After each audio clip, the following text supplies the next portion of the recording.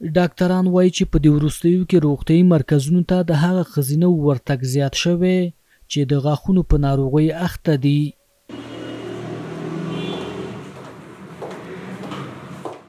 نازنین رهنورد په کابل کې ښځینه ډاکټره ده چې په خپل شخصي کلینیک کې هره ورځ د ګڼ شمېر ښځینه ناروغانو درملنه کوي.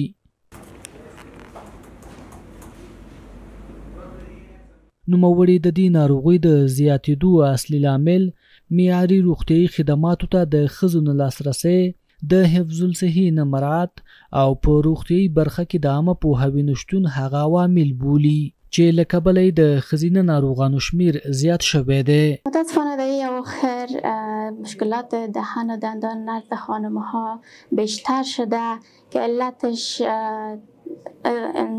مراعات نکردن حفظ الصحه جوف دهان و دندان، اقتصاد پایین، ناآگاه بودنشان می باشد. نوموړې له کورنیو په خاص ډول له ښځو غوښتنه کوي چې د خپل روغتیا سالمې ساتنې لپاره د روغتیايي لارښوونې عملي کړي. مشکلاتی که بسیار رایج شده پوسیدگی دندان است که خاطر مراعات نکردن حفظ الصحه جوف دهان و دندان و استفاده نکردن از وسایل معیاری و مراجعه نکردن به موقع به دکتر دندان پیششان ایجاد میشه.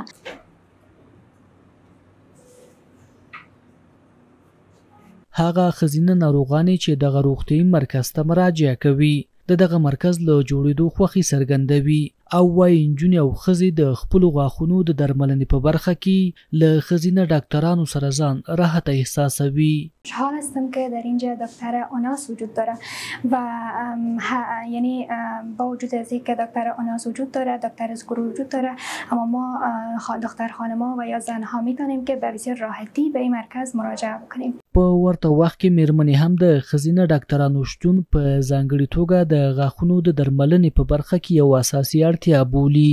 بیشتر از زنان اینجا روز 5-6 مریض اینجا مراجعه میکنن و چون فهمیدن که اینجا دکتر زن ما داریم به خاطر بیشتر زنان اینجا مراجعه میکنن و راحت میباشن.